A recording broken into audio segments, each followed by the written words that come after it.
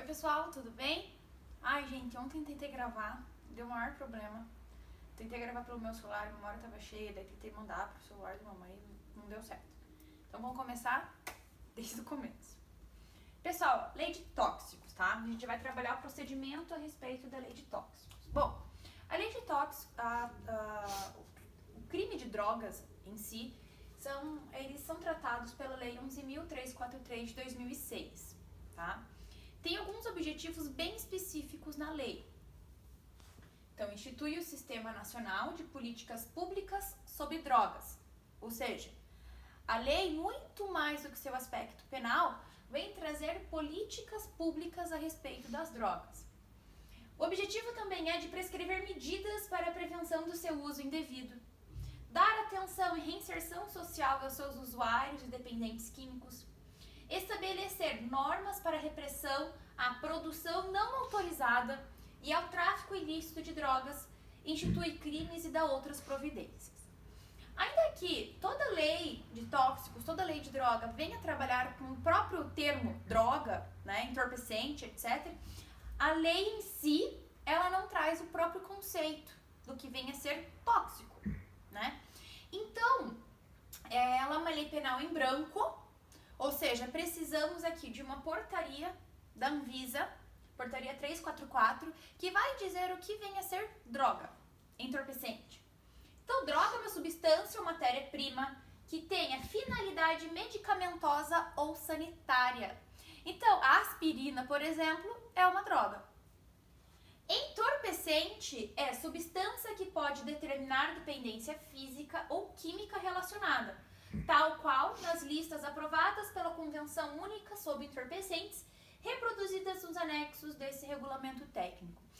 Ou seja, muito mais semelhante com a droga, né? Muito mais semelhante com o crime de repressão ao tráfico, etc., é o termo entorpecente. De maneira mais correta, aquela substância pela qual as políticas públicas estão aí desenvolvidas para prevenir, para reprimir também, seria muito mais ligado com o conceito de entorpecente. Então, sabendo dos objetivos da lei, o legislador ele estabeleceu uma possibilidade de alguns institutos específicos, quais sejam delação premiada ou colaboração e ação controlada. Dois institutos importantes que a própria lei trouxe, sabendo que os seus objetivos instituição de políticas públicas e também a repressão a esses crimes, né? Então, uma forma de reprimir esses crimes e preveni-los vem a delação premiada e a ação controlada. Bom, a delação ou colaboração premiada está previsto no artigo 41. Vai dizer o seguinte: o indiciado ou acusado que colaborar voluntariamente, então não é com uma arma na cabeça, com a investigação policial e o processo criminal na identificação dos demais coautores ou partícipes do crime e na recuperação total ou parcial do produto do crime, no caso de condenação, terá pena reduzida de 1/3 a 2/3. Alguns pontos são bem importantes. Primeiro, ele tem que colaborar voluntariamente.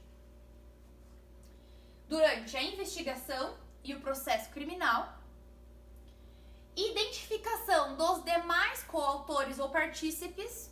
Então, não basta só ele dizer a ocorrência daquele crime. Ele precisa identificar os seus autores ou partícipes.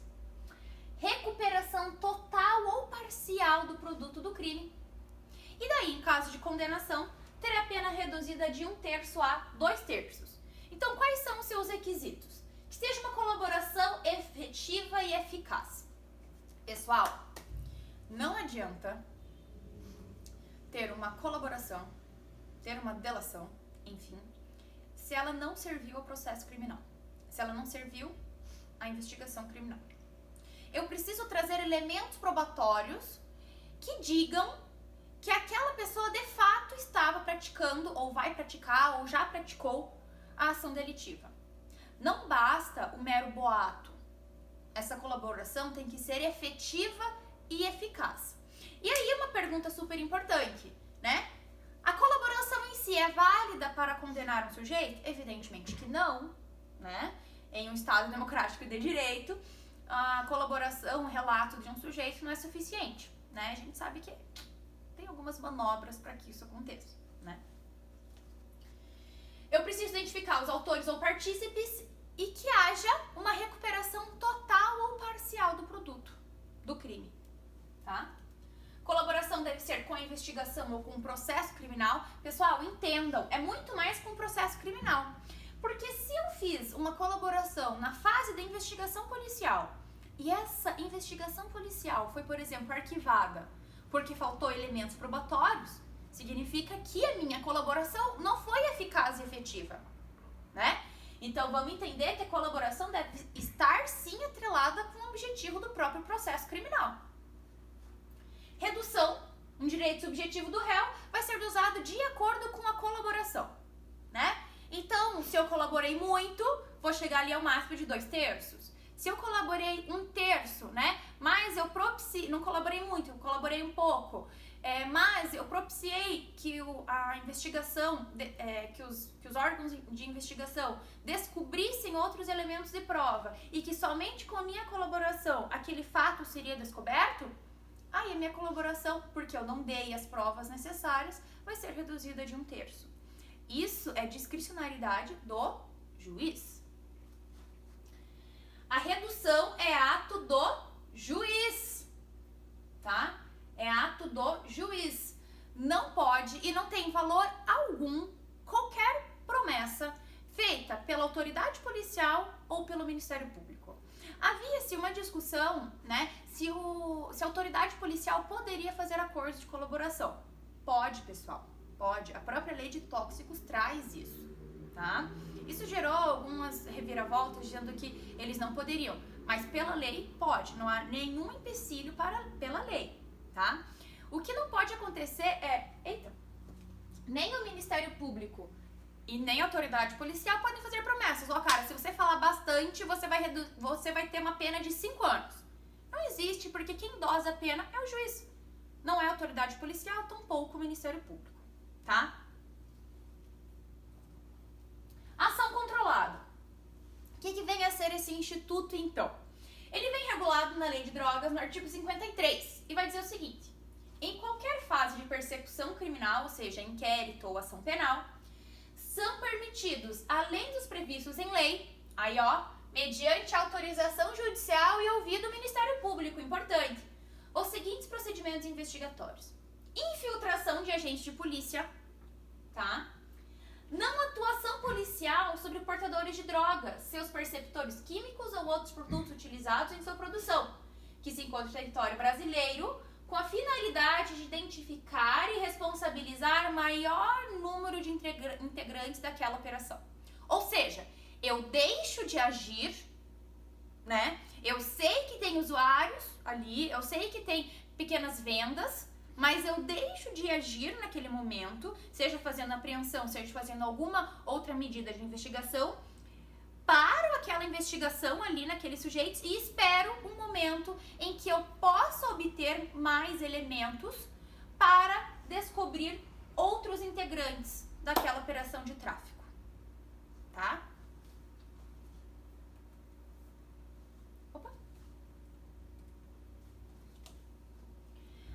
A ação controlada também é disciplinada na Lei de Organizações Criminosas.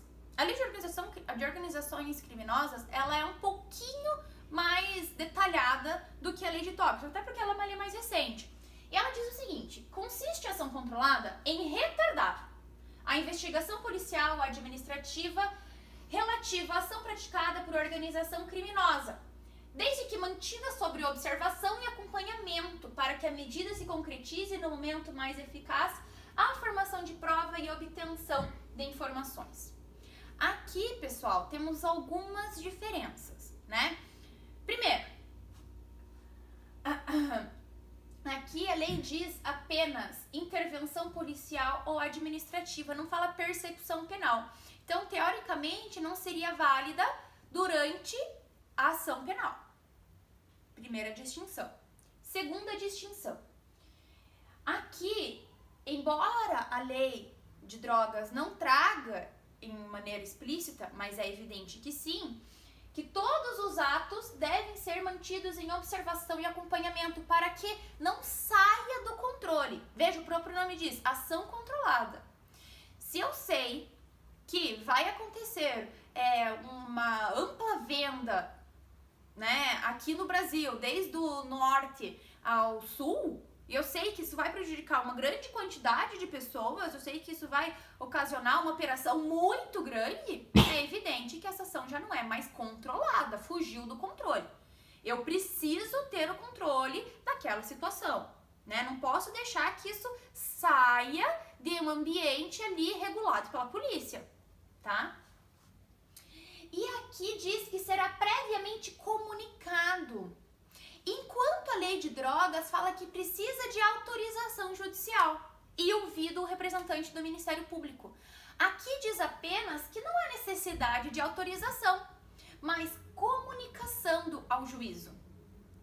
Gente, é evidente que se eu tenho restrições a direitos fundamentais, como a pessoa ir ficar em vigia, né? Eu estou vigiando um sujeito, é evidente que há uma violação à liberdade dele, não precisava nem estar na lei. Mas essa comunicação, ao meu ver, não é uma mera comunicação, mas eu preciso ter uma autorização judicial. Porque, embora isso esteja na lei, ela é uma lei infraconstitucional. E a gente sabe que toda prova, todo elemento de prova que eu vou obter que restrinja liberdades individuais, eu preciso de autorização do juiz, né? Então, essa comunicação, ao meu ver, deve ser lida como autorização. Embora alguns doutrinadores citem isso como uma diferença da ação controlada da lei de tóxicos, tá?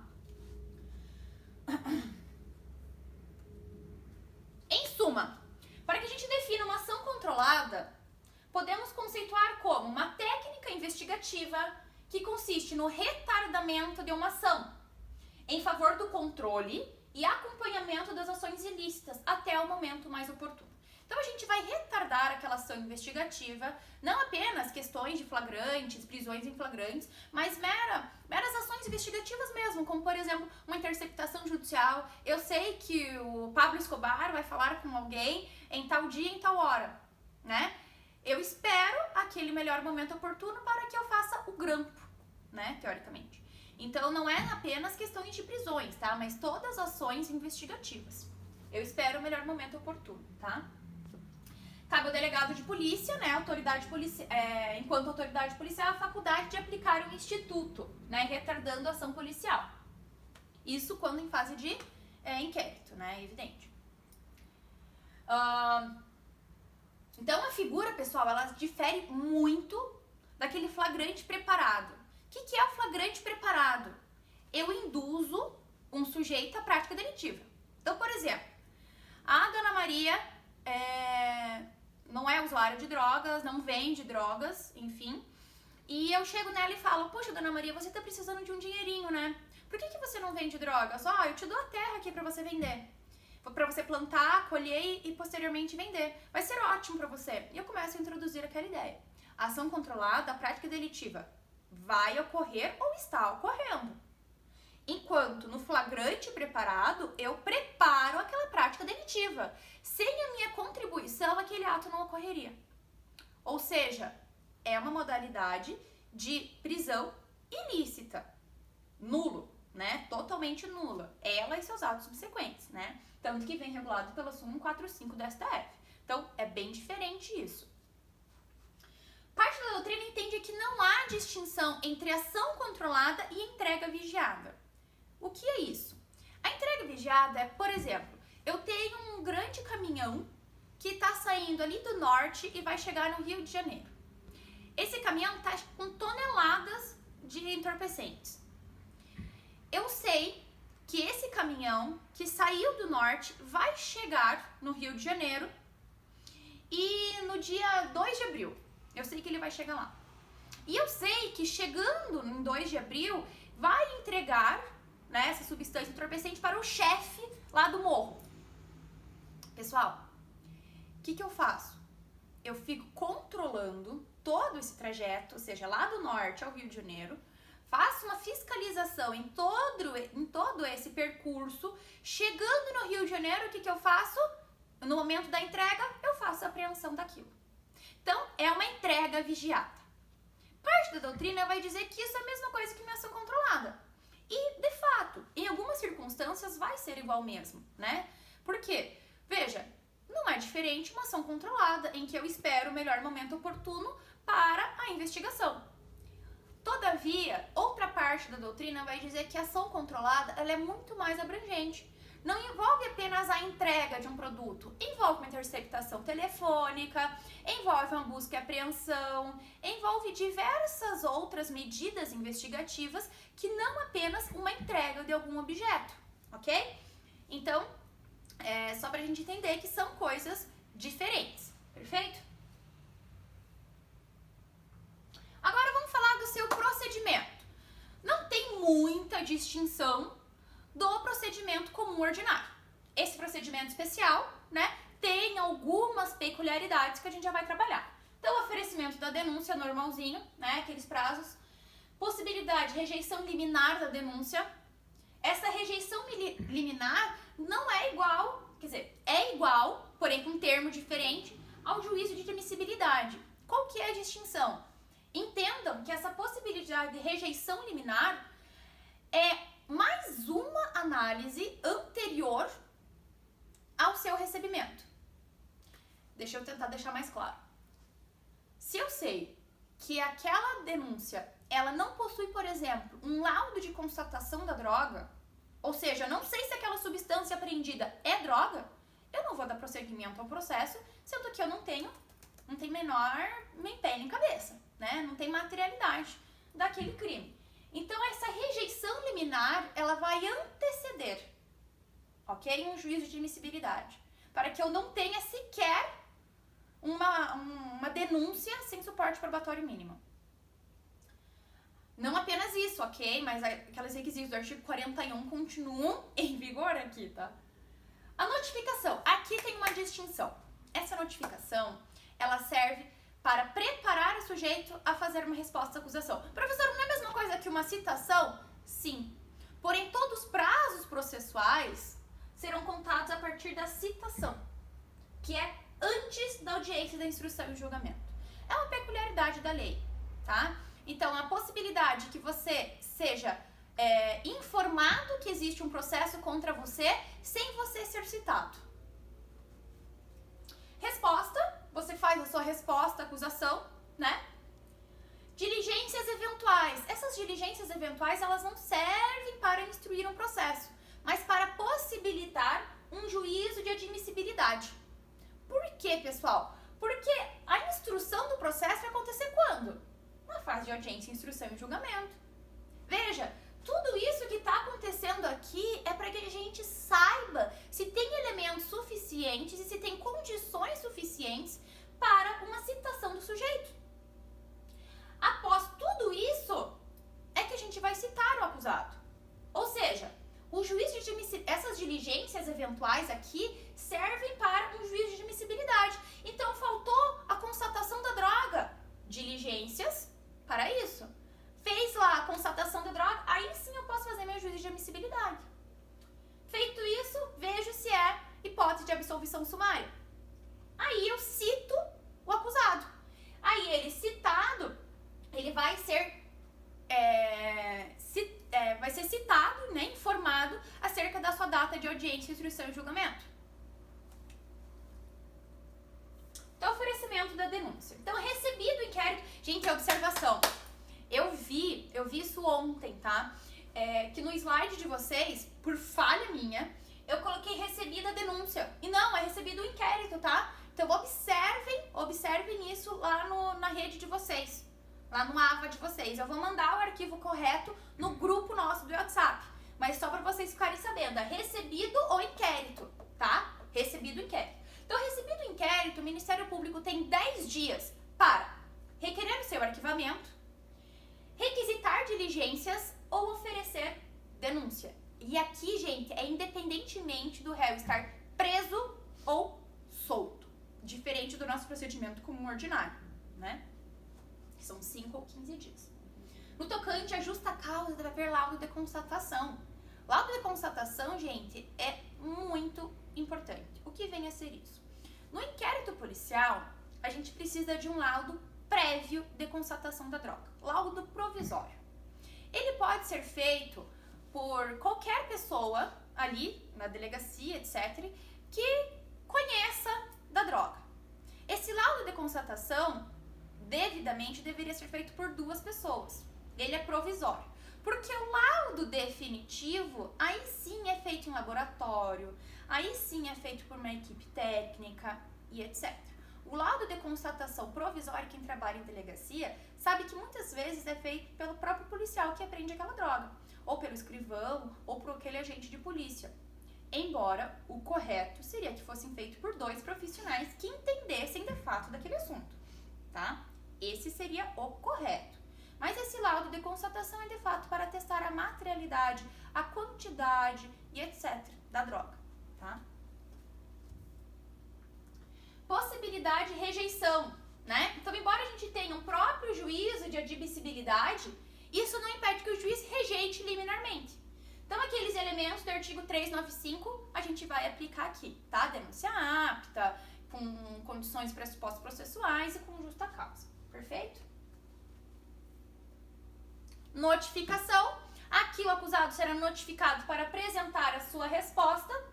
Crítica, porque em verdade ela tem o mesmo sentido de uma citação. Então, será que no procedimento comum que está errado ou esse que está equivocado, né? Na verdade, não tem uma resposta correta para isso. Mas o objetivo aqui é para que ele produza provas antes de um juízo de admissibilidade.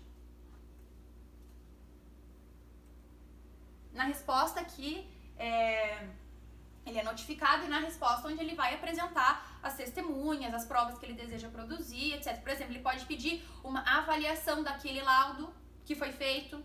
Ele pode pedir que outro perito faça o laudo, né? Isso é bem importante. Pode pedir para que o perito preste esclarecimentos em audiência, inclusive, tá?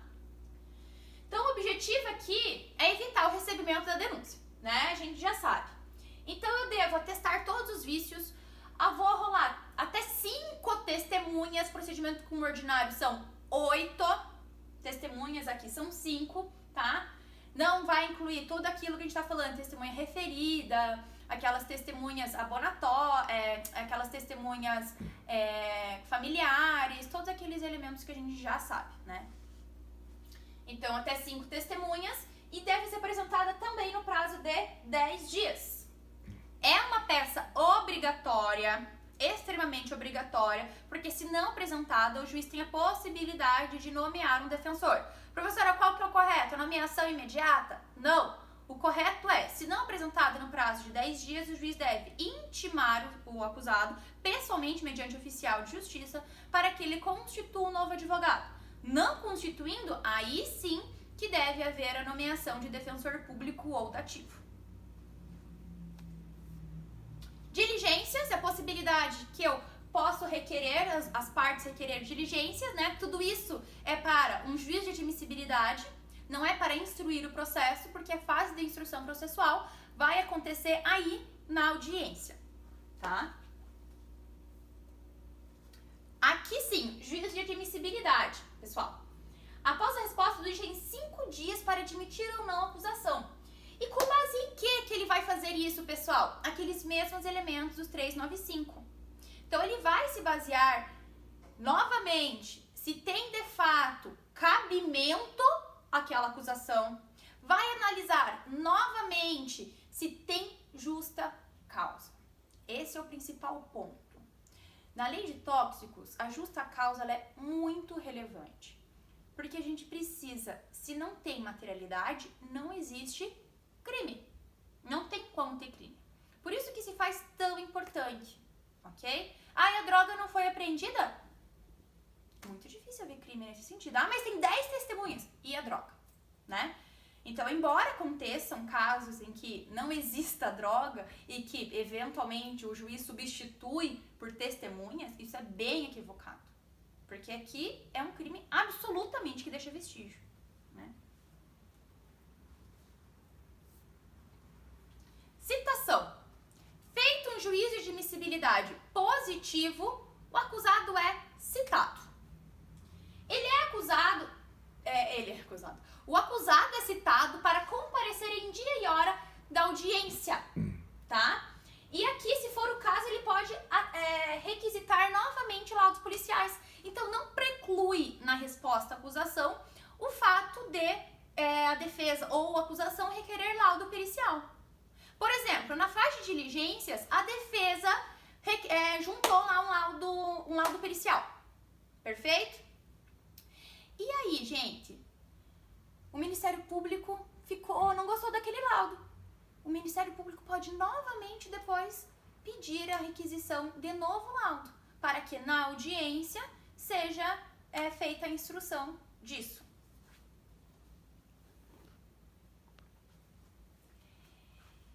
E aqui a possibilidade de absolvição sumária. Pessoal, a gente já sabe aqui que essa absolvição sumária não é rejeição de denúncia. Aqui é uma nítida hipótese de absolvição, tá? Igualzinho no procedimento comum ordinário, sem distinção nenhuma. Isso daqui vocês já sabem de pé a rabo, de cabo a rabo? Acho que é isso, né? De cabo a rabo.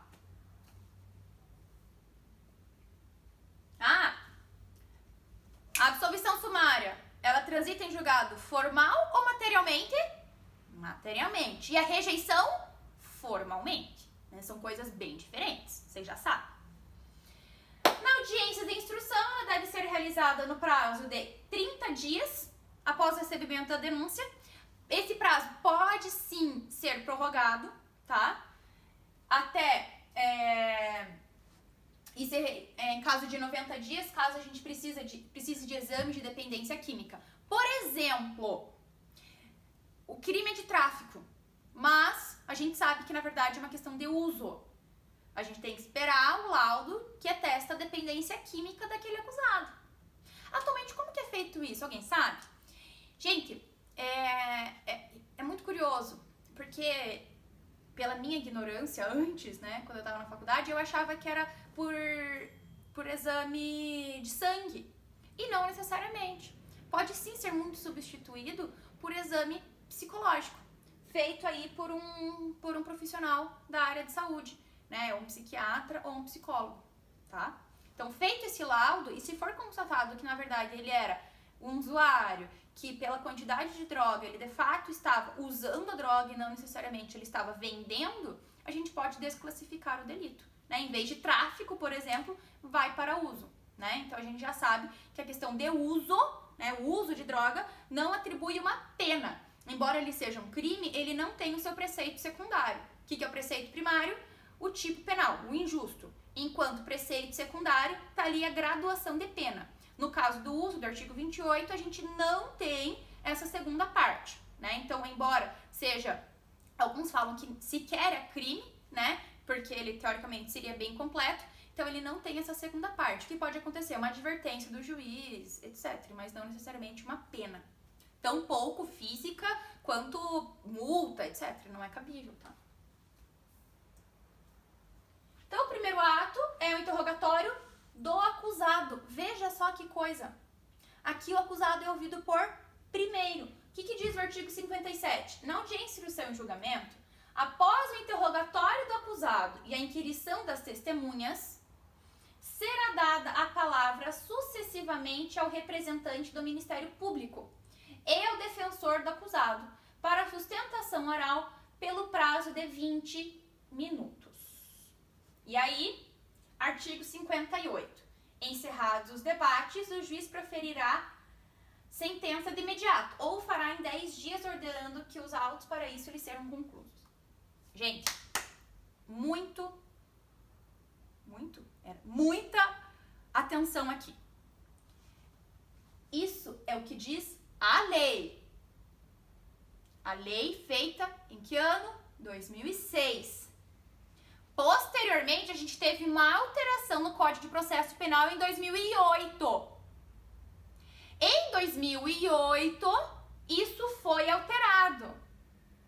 Então, não é mais o primeiro ato o interrogatório do acusado. que a gente vai utilizar aqui? Mesmo padrão do procedimento comum ordinário. Oitiva da vítima, não vai ter vítima. Aí,